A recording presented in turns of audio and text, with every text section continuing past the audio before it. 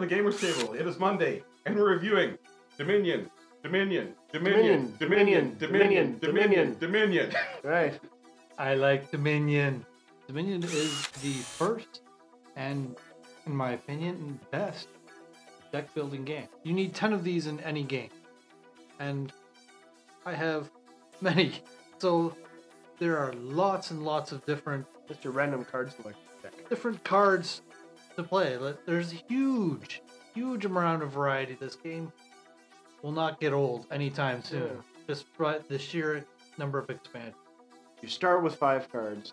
Well, 10 is for your entire deck at the start of the game, but you have 5 in hand, 5 in your draw pile.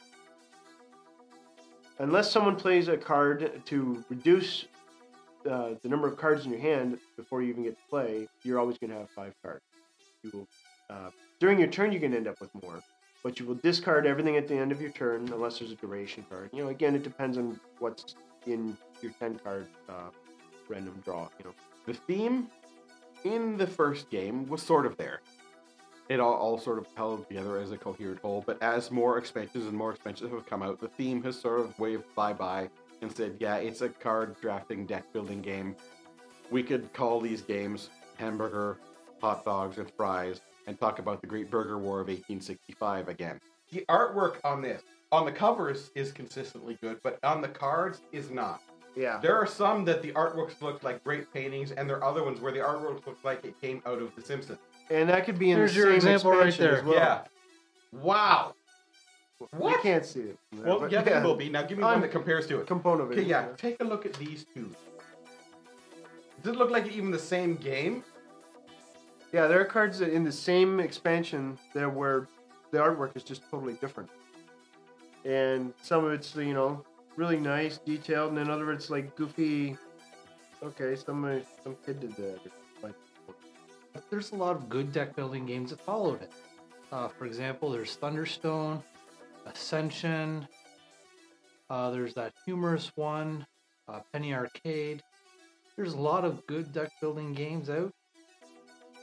But, I mean, nothing beats Dominion in my mind. You start with, everyone starts with the same amount of cards. A 10 3 to card. 7? 3 victory point cards and 7 copper. And you draw hand of 5 each round. And then you have 1 action to play an action card and 1 buy every round. Now, you can always play action cards to change that. I mean, there are some turns that they'll definitely attest to where, if depending on the layout of cards, you can get multiple actions and multiple draws. multiple buys. Okay, Chris, why don't you just pick up your entire deck and buy what you want? And then the next people can go. But yeah, it literally, sometimes you can chain the cards into where you're playing your entire deck in one round.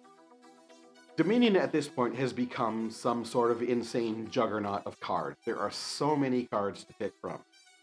I like how the game balances out in the sense the more victory points you have, like the cards actually go into your deck, and thus making your deck a little less effective because victory points generally don't do anything for you in your deck. Yeah, but there are some cards, like there's such a variety of cards. Like the Seaside one I like because you've got your islands, which allow you to take, you know, you get your island card will allow you to take, what is it, a victory point or any card, and set it on your island, and it's out of your deck.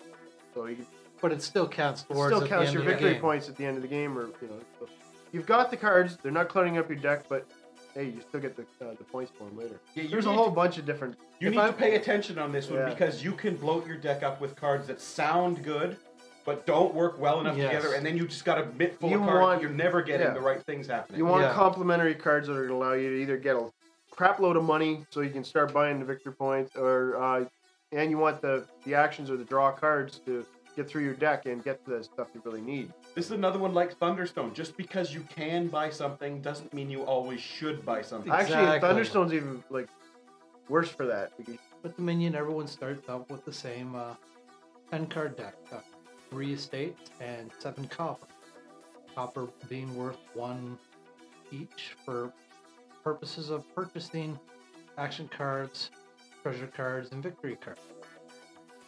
All the cards have a monetary value on it that you could buy. You could even buy a curse if you want for 0. It costs 0. And there are some instances where buying a curse is a good idea. It seems a little odd, but if there's one curse left and you know you're ahead, and it will be the third empty pile, you could end the game. No, from game to game, every game is different because there's just such an immense variety of cards now with all these expansions. Like, well, even the base game, I enjoy the base game. I'm happy just to play that because there's still enough of variety in there in strategy. But I like Seaside and Intrigue are probably my two favorite expansions. After that, I guess I can explain how Dominion ends. I guess too. The game ends when any 3 piles are empty. So that means action cards, victory cards, curse cards, or treasure cards. If any 3 piles are empty in a game, the game ends at the end of that. Also, the game will end if all the provinces are gone, and they'll also end if all the colonies are. You're playing with the colony. this one's from Sergio. Hey there, I'm Sergio. I'm not going to read his last name just for his privacy.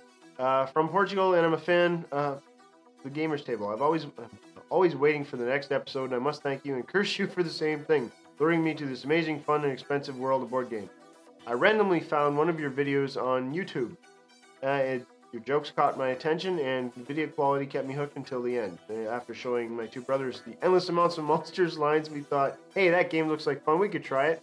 And we did. We got Castle Ravenloft. We had such great time after that, we just kept buying expensive stuff.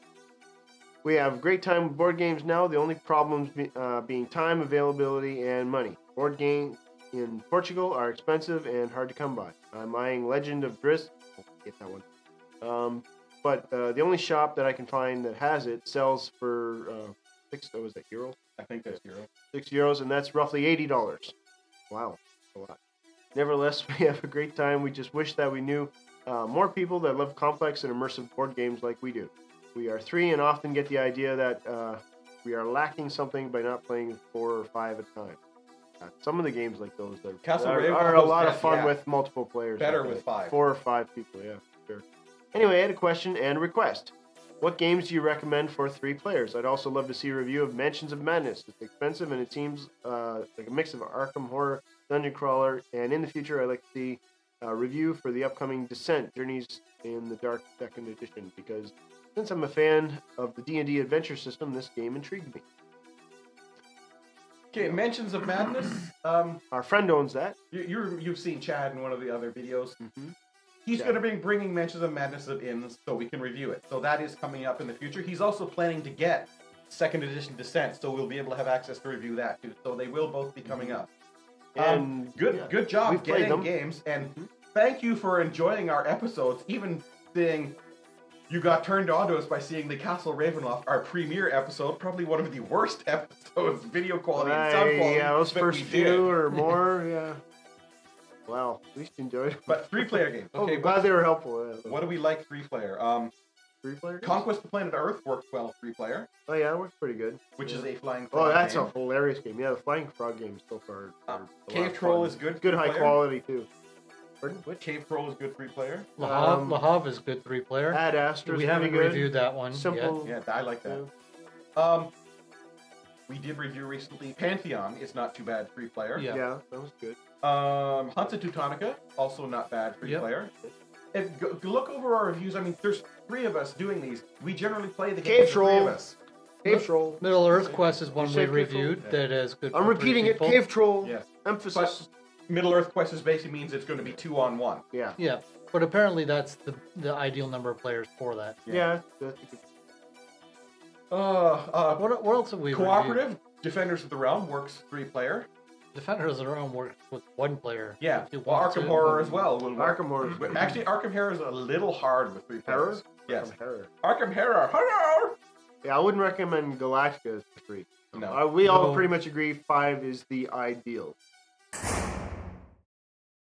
Wrapping up for Dominion. Great game. I'm going to give that one a 9.5. There's such a great amount of variety. I like the the artwork. I like the different mechanics for the cards. They've changed things, from expansion to expansion, bringing out duration cards, cards that allow you to whittle down your deck so they're more efficient, like the islands and things like that.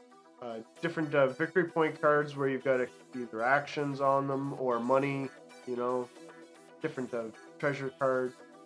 It's great, the variety of it. I give Dominion a 6. The theme doesn't matter, which takes points off right away for me. Because the theme, especially by the second or third expansion, the theme is completely No, the theme means nothing. We could have named these cards. I like having a theme. I like an idea behind the game, besides just mechanics. And because there are so many cards, while you can teach somebody the idea, get somebody how to play this game well is not a short process at all. No, there's a definite learning curve to this game. I give Dominion a 10. It's a great game. I love it. The variety is great. I mean, there's definitely a skill to this game. Like, yes, it is cards, and you're drawing cards. There's some definite randomness to it in that sense. But there is a skill to this game, building your deck. The person who can take a look at the variety of cards. Fill up your deck with a lot of crap, you're going to draw up a lot of crap. The person who could take one look at the cards that's laid out there and figure out the best combination to work with, and if necessary, whittle down your deck to where it's most efficient, is going to win the game. That's the idea. Get through and be the most efficient with what's available. In my opinion, at least, it is the best deck building game. It doesn't travel very well when you have that many boxes and expansions for it, but I'm not sure I'd want to condense it to a smaller carrying case, because then the cards would be harder to get at. I like how the insert organizes things. It's a very well done game.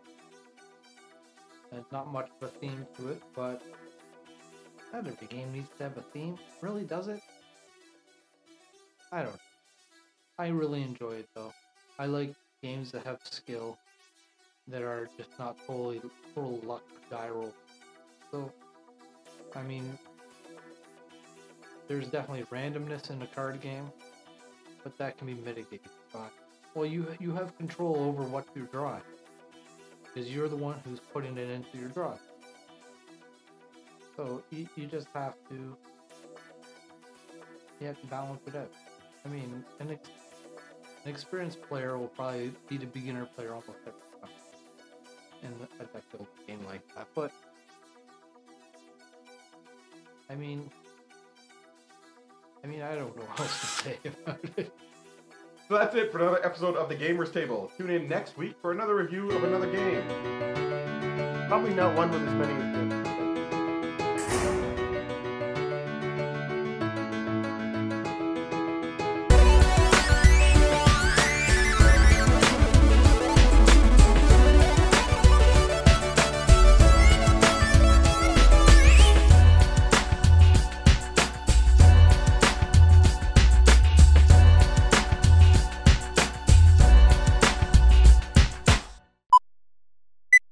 So that's it for another episode of the game.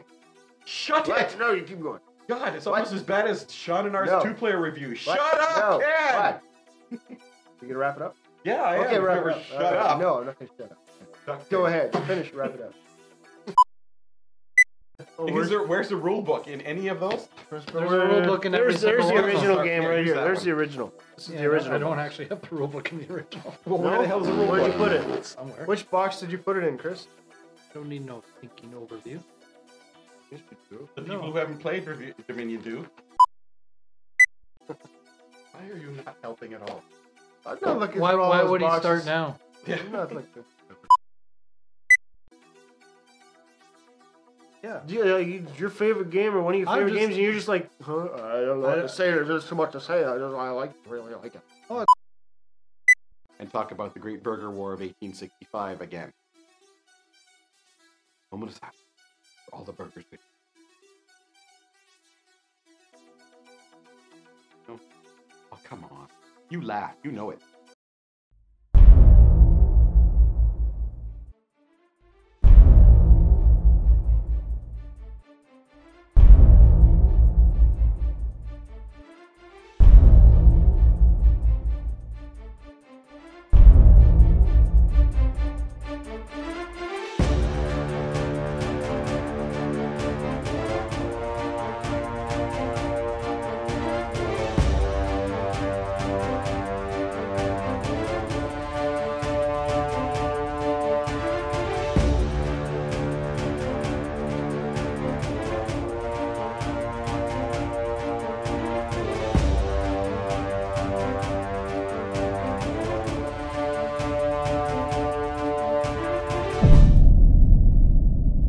That's one small step for man,